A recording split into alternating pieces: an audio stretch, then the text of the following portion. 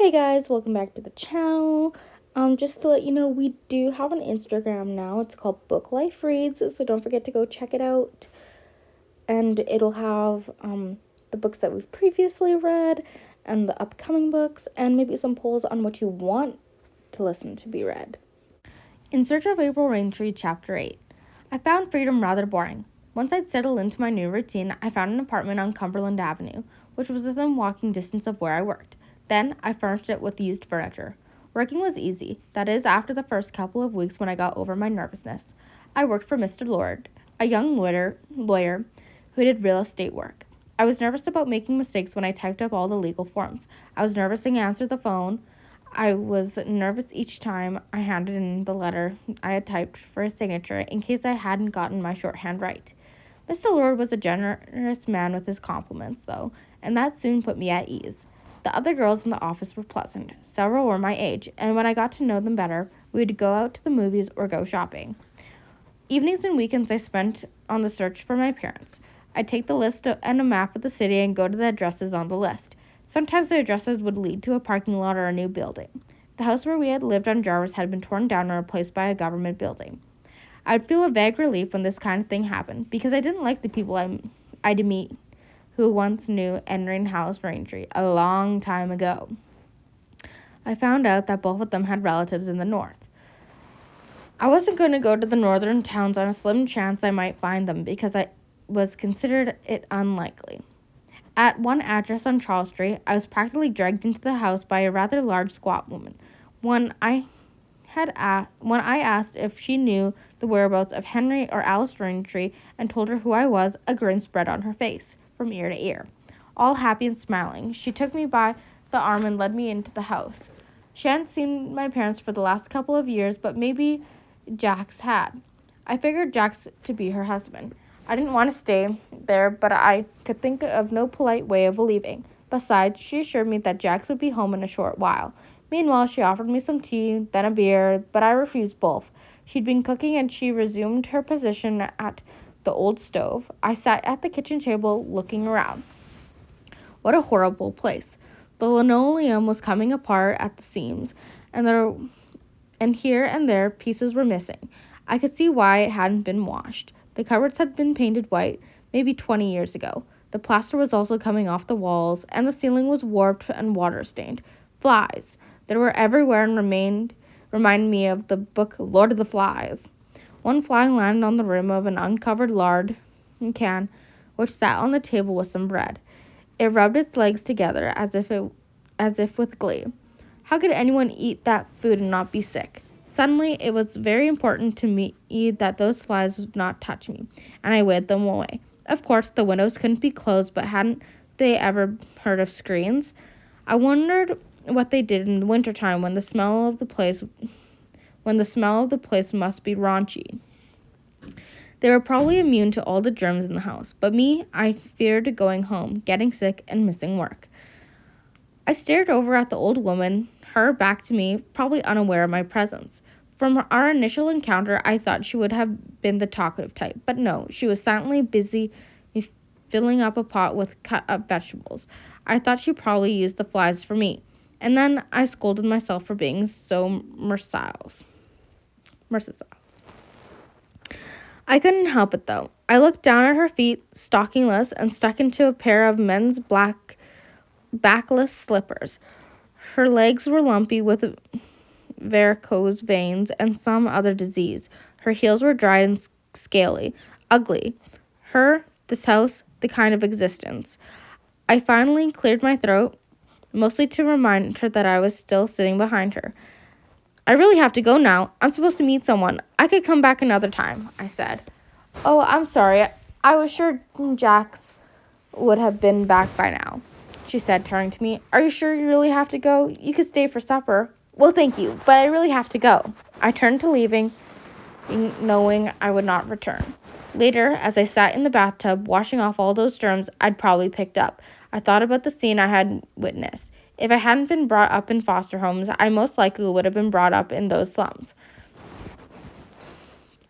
I would have been brought up with flies, with mice and rats and lice and germs. I would have been brought up by alcoholic parents, and what would I be like now? Would I have any ambitions, or would I come to live just for today, glad when each day would end? I would not go back to that house on Charles Street. I would not go out of my way for a long, long time to try and find the parents who had abandoned Cheryl and me, all for a bottle of booze. When I finished my bath, I put all the papers Mr. Wendell had given me, along with the new addresses I had been giving, into a box and stuck the box in the back of the closet, out of sight and out of mind. If I did find my parents, there would be emotional pain for Cheryl and me. It would probably tear me apart once again. That part of my life was now finished, for good. I had a plan to follow, and from now on, I would stick with it, whether Cheryl agreed with it or not. It was my only way to survive. Mr. Steindl usually came to me for a great long weekend, so I could spend them with Cheryl. Otherwise, I usually stayed home, watched TV, read books and magazines. And if I wanted to go out and do something, I would go to the movies. I'd buy magazines that featured beautiful homes and study how they were decorated. Then I would lie back and daydream of myself being in one of those homes, giving lavish parties, and have a lot of friends surrounding me. I also studied fashion magazines, and I'd spend hours shopping for just the right thing.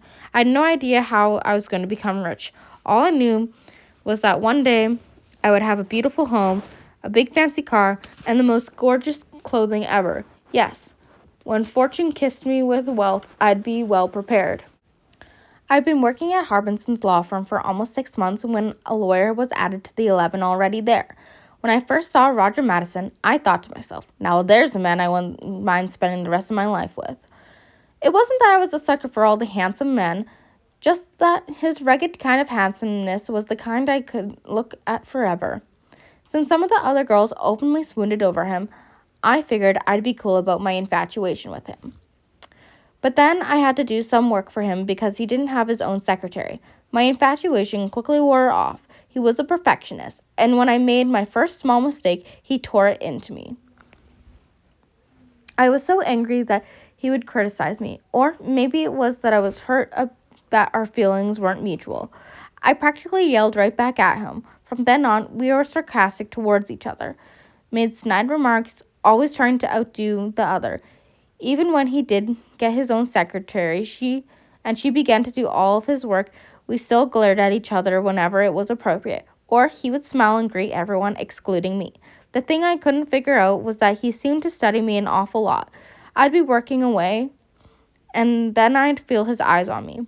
I'd look up, and there he was. But he'd give me the dirty look and turn away. While I worked, Cheryl was finished her grade 12. In June, she graduated at the top of her class and even won a scholarship to go to the University of Winnipeg. If she hadn't, Children's Aid would have paid for her education anyway. There were some advantages in being a ward of the CAS. In July, Cheryl moved in with me, even though she wouldn't be 18 until October. Children's Aid agreed to pay all her expenses. The day Cheryl moved in with me, July 6, 1968, was like the real honest Independence Day. The Steindls brought Cheryl and her belongings to my place that Saturday morning, had lunch with us, and then left. Cheryl and I went shopping for a sofa that opened into a bed. Then we went on to other stores. We dropped our purchases off back at the apartment and went out for supper. That evening, we sat around talking and thinking about the wonderful feeling of being together with no one to control our destinies but us.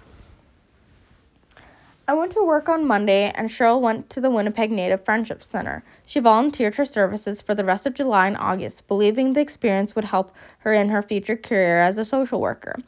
Cheryl began her first year of university in September. I began to meet her for lunch in the university cafeteria. She quickly accumulated a number of friends, both white and Native. To my biggest surprise, she started going out quite steadily with a white student, Garth Tyndall.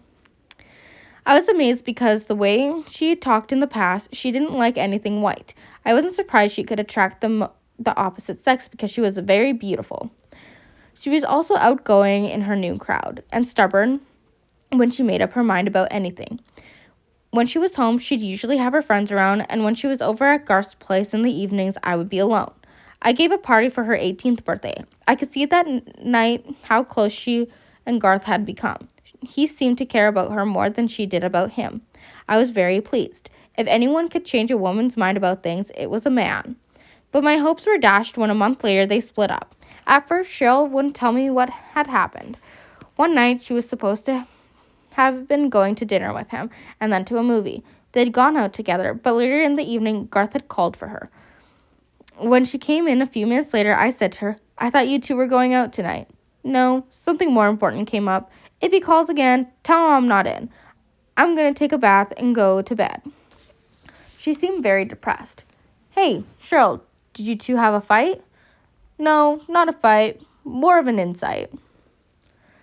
With that, she stalked off into the bathroom. Garth called again, and I was tempted to ask him what had happened, but I felt I should hear from Cheryl. The next day was Saturday, and Cheryl was still in a state of depression. Finally, I asked her again what had happened. After hesitating, she finally told me. "We were walking down Portage, and Garth saw some of his friends coming towards us. He told me to keep walking, and he'd catch up. I pretended that I was window shopping so I could listen to them. You know what he did? You know what that creep did? He left me there and went for a beer with them. He didn't want me to know about me. That goddamn hypocrite. He's ashamed of me." I didn't say anything. I didn't say anything because I was guilty of that too. I'd never invited Cheryl to come with me and meet me for lunch because I didn't want anyone at work to see her, to know she was my sister. Even now, I knew this wouldn't change me. I would continue to walk the 5 blocks or so at lunchtime so I could meet her whereas she was already accepted. That night, Cheryl decided she was going to keep a journal. I smiled and told her she shouldn't start a journal off on an unhappy opening. Wait until something good happens to you, something special. Well, I haven't got a lifetime. I want to start this thing right now. I have a feeling there will be a lot more of this kind of thing. I thought to myself, oh no, I could be in there one day. Not long after Cheryl's breakup with Garth, I met someone I thought was very special. I was waiting for Cheryl outside of the classrooms when another of Cheryl's professors approached me. We talked until Cheryl came out. His name was Jerry McAllister, and whenever he saw me alone after that, we'd stop to chat. One day, he asked me to go out with him. I guess he thought I shared some of the same ideals as Cheryl because he talked about Native subjects like their housing and education. Having heard Cheryl speak about such things often enabled me to carry a reasonable conversation with him. When he dropped me off in my apartment, he asked me to go out with him again, but he didn't try to kiss me. I'd gone out with some of the students to plays and concerts, but they had only one thing on their minds at the end of the evening. So Jerry's behavior was refreshing to me. We'd go out together frequently after that, even during the week. He was always a perfect gentleman. The more I saw of him, the more I appreciated him. Finally, one night when we stayed at my place for dinner and some conversation, he made the first advance. He held back. Girls didn't do that kind of thing. Furthermore, and more importantly, if things got out of hand, we went all the way. There was the risk of getting pregnant. Maybe that was my worst fear because when Jerry tried to get too close, I would always back off. Jerry's initial amusement and patience waned. And one night, when he was trying to coax me again, finally he said, "April, what are you scared of? Are you scared of getting involved with another human being, or is it just sex you're afraid of?" "I don't know. So how would I know? I can't, that's all." I didn't want to reveal that I was of the Stone Age. It made me feel so immature. Jerry smiled and said, "April, if you feel the same way that I feel, then making love is the most natural thing in the world. And if it's respect you're worried about, I'll certainly not respect you any less. We're not teenagers anymore. We're man and woman, adults, and adult feelings are adult needs." He pulled me close to him. I tensed up. "I can't." "Why not?" "There's nothing wrong with it. Now stop acting so childish." He took his arms from around me and sat up. "No, I'm sorry, Jerry. I want to, but I just can't." I looked to him for some understanding. He stood up and went to the closet and got his coat. As he put it on, he said, "I don't like playing silly little games, April. Either you want me or you don't. When you make up your mind, which it is, I'll be at the university." In the following weeks, I agonized over Jerry's absence. I had really liked the intimate suppers, long talks, and having a steady friend to go out with. I had planned to ask him to our social and show him off, especially to Roger Madison. I didn't attend the law firm's Christmas social after all. I went with Cheryl to spend Christmas with the Steindls and returned alone because of work. I was so lonely during the holidays that my resolve broke down, and I decided to call him. I had never been out to his house, and I looked up his name in the phone book. As I dialed the number, I thought of being flippant about the whole thing. I'd say something like, "Hi, Jerry. I was wrong and you were right. So I'm yours for the taking." No, that wasn't my style. I'd just play it by ear. "Hello?" A small child's voice answered. Hello? Is Jerry McAllister there, please?" "No, Daddy's not home. Do you want to talk to my mommy?" And before I could say no, I heard the child calling to his mother. "Hello?" came a voice of a woman. I tried to picture what she looked like. "Oh, hello, Mrs. McAllister. I'm a student from the university, and I was working on a project over the holidays, but I needed Mr. McAllister's advice on something. I'm sorry to be bothering him at home." My cheeks were flaming hot. "Oh, that's all right. He should be back in a minute now. Could I have him call you back?" "Oh, just a minute. I think he's at the door now. Hold on." I thought of hanging up, but if I did, it might arouse his wife's suspicions. "Hello?" Jerry's voice came on. "It's me, April. I guess I made a terrible mistake. I'm sorry." I hung up before he could say anything. I felt incredibly stupid. I had been going around with a married man. Not only that, he had a child, maybe more than one, and I was about to go to bed with him. I shook my head and sat there for a long time. He came to see me one evening in the new year. "April, I'd like to explain." "There's nothing to explain. You're married. You want me well, you know, and all that time you were married, and you don't like playing games," I said sarcastically. "My wife and I have been talking about getting a divorce. Then I met you, and I wanted to get to know you right away. I'm sorry I didn't wait until it was all proper and legal. And I'm sorry too, but I don't go around with married men. That is when I know they're married. It's finished. Over. Just leave me alone." I opened the door for him to go, and then stood back waiting. "But April, you know how I feel about you. We could have a good future together," Jerry said, stalling. I gave him the coldest, hardest look I'd ever muster. He had no choice but to give up and leave. He looked dejected, and I felt sorry for him. For a second, I almost said, "It's okay. We can still be friends at least." I didn't. I closed the door on my almost first lover. For the next few months, I didn't go out on dates. I just stayed in and moped. When Cheryl brought home another of her strays for supper, I didn't even mind. That's what I called the Métis and Indian girls she befriended from the Friendship Center. Nancy was a dark-skinned native girl with long, limp black hair. The story of her family life was similar to that of other native girls Cheryl met. Drinking always seemed to be behind it. Nancy had been raped by her drunken father. Cheryl remarked that people called that incest, but Nancy insisted it was rape. Everyone in Nancy's family drank, even the younger kids, or the new rage was sniffing glue. Both Nancy and her mother had prostituted themselves, sometimes for money, sometimes for a cheap bottle of wine. Nancy was like a wilted flower. She even had a defeatist look to her. What a life to have led. I suppose she had stayed at home because there was nowhere else to go. I was shocked when Cheryl told me Nancy was only 17. She looked at least 25. How Cheryl could stand to hear those kinds of stories all the time was beyond me. That she wanted to make a lifetime career out of it was impossible for me to understand. It was depressing, especially when I knew that Nancy and the other strays from the same places that we came from. I'd go out with Cheryl and Nancy to a nice restaurant and treat them to suppers. I began to notice what being native was like in the middle-class surroundings. Sometimes service was deliberately slow. Sometimes I'd overhear comments like, "Who let the Indians off the reservation?" Or we'd be walking home and guys would make comments to us as if we were easy pickups. None of us would say anything, not even Cheryl, who had always been sharp-tongued. Cheryl and I never talked about these things either. Instead of feeling angry at these mouthy people, I just felt embarrassed to be seen with natives, Cheryl included. I gradually began to go out with them less and less. Anyhow, Cheryl was starting to spend more evenings at the Friendship Center, leaving me all alone with my magazines and my daydreams. I was even reading books on proper etiquette, preparing myself for a promising future in white society. If Cheryl had known I was reading that kind of material, she would have laughed or criticized me. It wouldn't have mattered, because I began to think I would be dreaming of such dreams right into my senility. Oh well, Cheryl had once fantasized, which comforted her, and now I had mine. The other thing I thought about a great deal was the kind of man I would marry. If my future were to be successful and happy, I'd have to give the man of my life much consideration. I would not be able to afford to let my heart rule my head. I couldn't marry for money, or I'd be rich, but I wouldn't be happy. So I'd have to find someone who was handsome, witty, and charming. He'd be a good, honest person with a strong character, but he'd also have a fine sense of humor. He'd be perfection personified. Oh yeah? Dream on, April Raintree. If such a man existed, he'd be surrounded by females. What makes you think you could ever compete?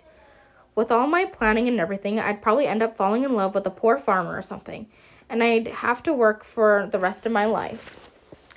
But that spring, my Prince Charming did come into my life. I was typing a mortgage agreement when he walked into the office. He was to see Mr. Lord, and the receptionist sent him to my desk. I let him stand there without even looking at him while I finished typing.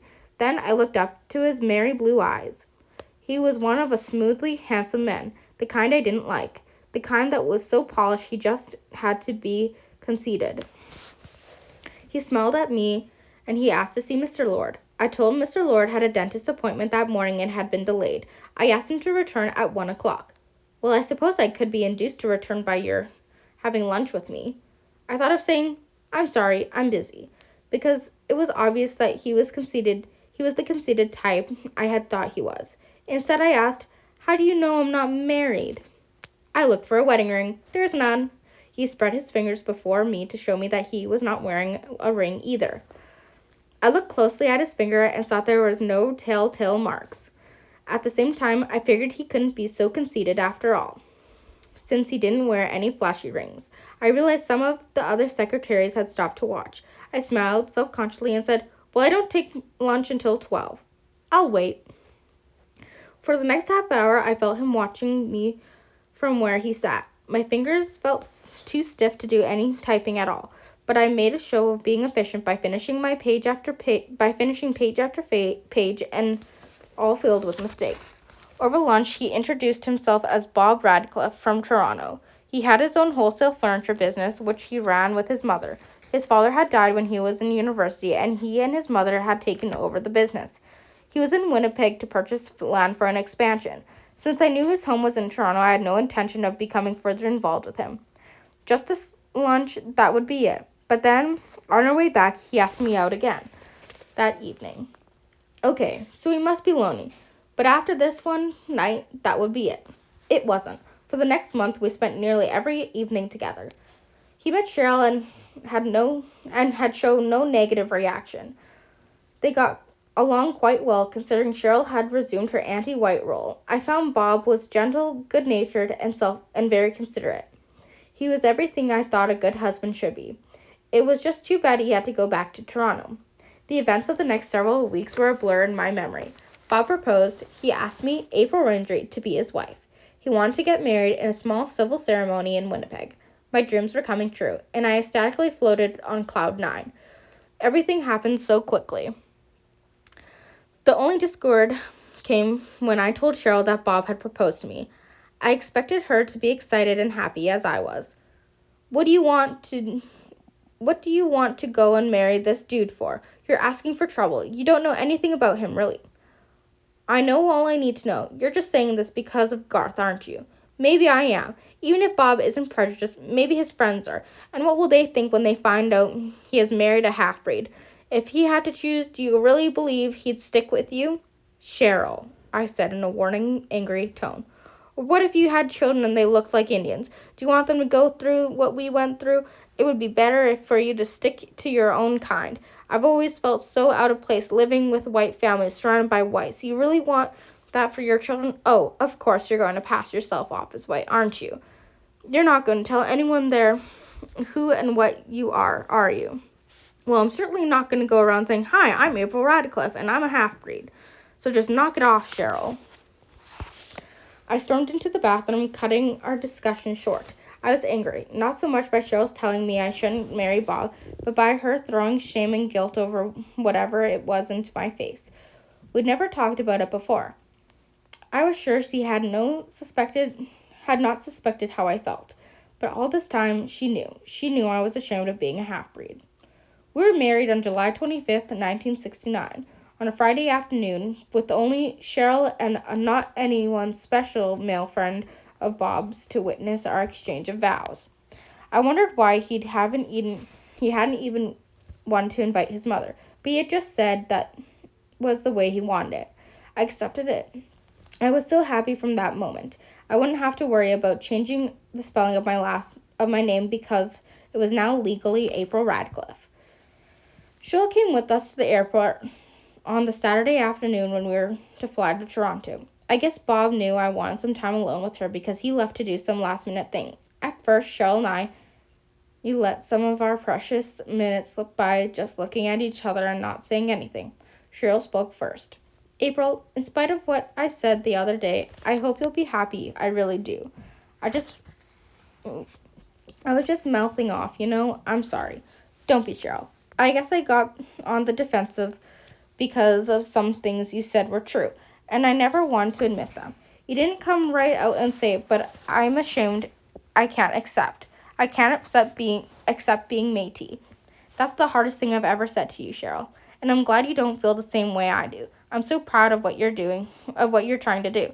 But to me, being Métis means I'm one of the have-nots, and I want so much. I'm selfish. I know it, but that's the way I am. I want what white society can give me. Oh, Cheryl, I really believe that's the only way for me to find happiness. I'm different from you. I wish I wasn't, but I am. I'm me. You have to do what you believe is right for you, and I have to go my way. Remember, though, I'll always be there if you need me.